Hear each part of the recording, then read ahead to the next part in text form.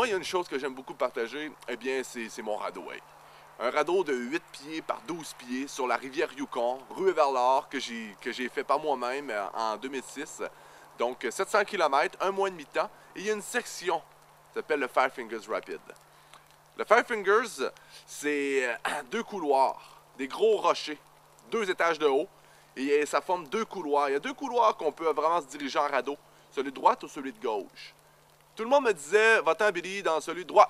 Va-t'en dans celui de droite, t'es sûr, là, il n'y aura pas de problème. Celui de droite, tu vas passer. Mais celui de gauche, ton bateau va ressembler à une boîte de lunettes. Pas de lunettes, d'allumettes. Donc une boîte d'allumettes. Fait qu'un radeau, ça va pas où est-ce qu'on veut, hein. Vous allez le voir dans la vidéo où est-ce que je me suis dirigé.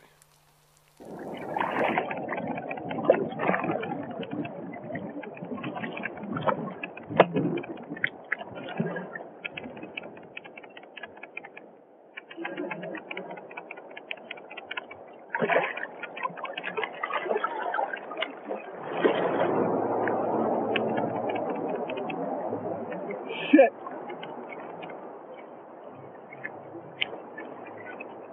Shit!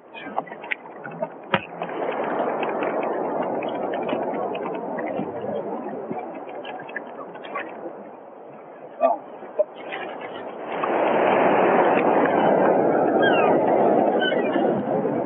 Shit!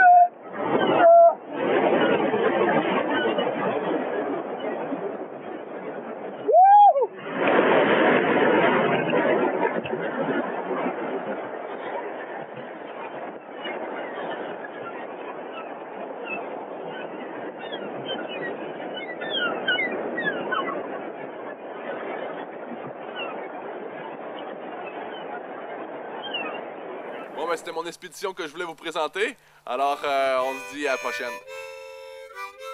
Comment tu définirais ton statut? Je suis un aventurier d'histoire.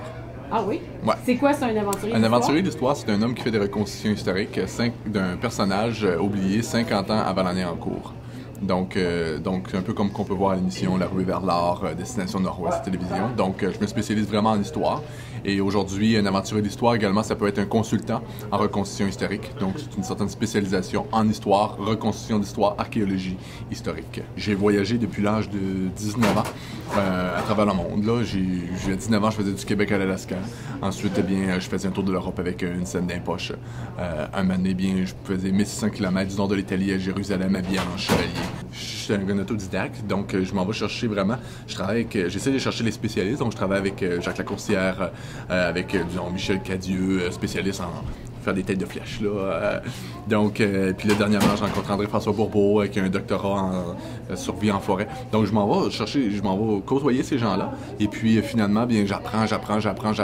Et puis c'est à force de manipuler, c'est à force de vivre l'histoire, c'est à force de lire. Là présentement j'habite dans une cabane dans le bois, pas d'eau, pas d'électricité. On parle de 1843. Donc je porte les vêtements de l'époque. Ma cabane elle ressemble à l'époque équarrie que j'ai moi-même équarrie au Godin d'or et à hache.